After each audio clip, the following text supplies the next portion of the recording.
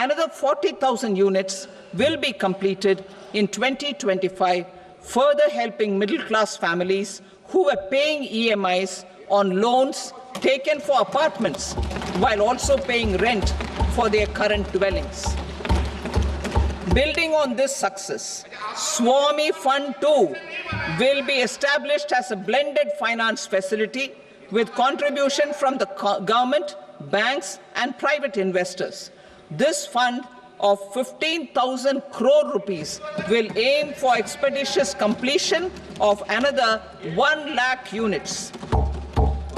PM Gati Shakti data for private sector. For furthering PPPs and assisting the private sector in project planning, access to relevant data and maps from the PM Gati Shakti portal will be provided. Tourism for employment-led growth. Top 50 tourist destination sites in the country will be developed in partnership with states through a challenge mode. Land for building key infrastructure will have to be provided by the states. Hotels in these destinations will be included in the infrastructure harmonized list. The following measures will be taken for facilitating employment-led growth: organizing intensive skill development programs for our youth, including in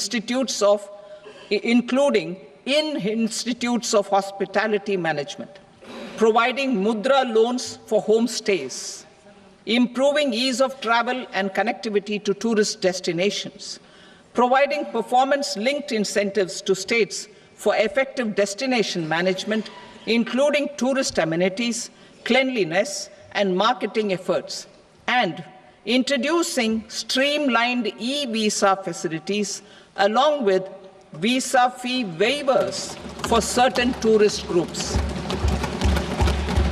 Continuing with the emphasis on places of spiritual and religious significance, in the July budget, there will be a special focus on destinations related to the life and times of Lord Buddha.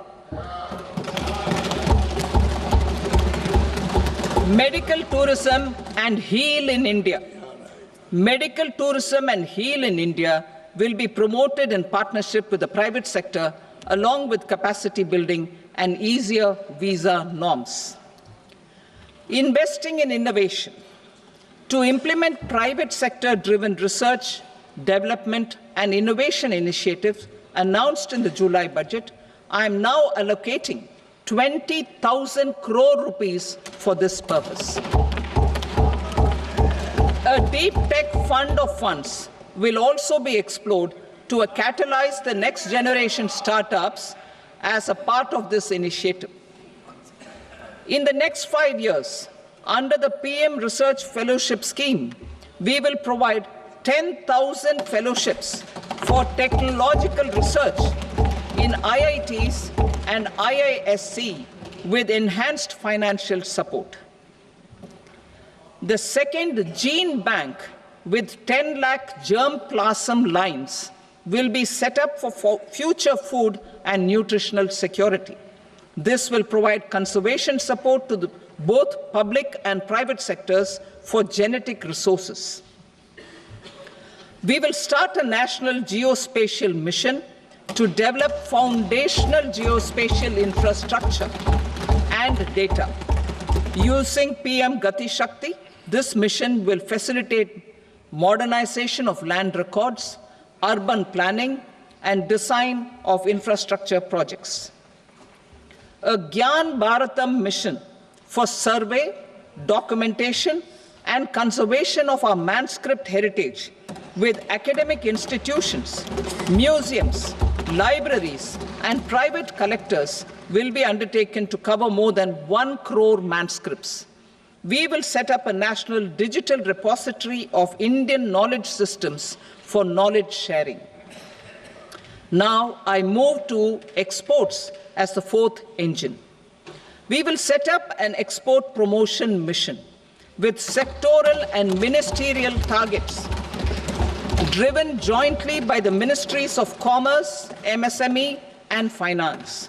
It will facilitate easy access to export credit, cross-border factoring support, support to MSMEs to tackle non-tariff measures in overseas markets.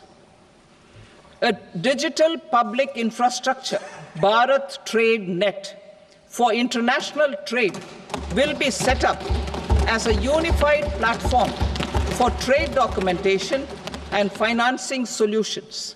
This will complement the Unified Logistics Interface platform. The BTN will be aligned with international practices.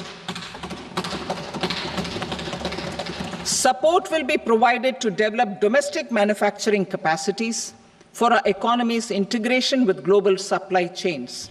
Sectors will be identified based on objective criteria.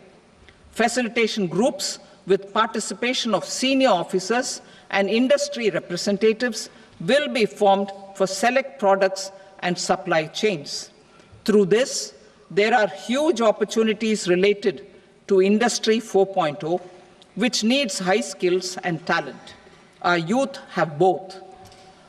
Our government will support the domestic electronic equipment industry to leverage this opportunity for the benefit of our youth.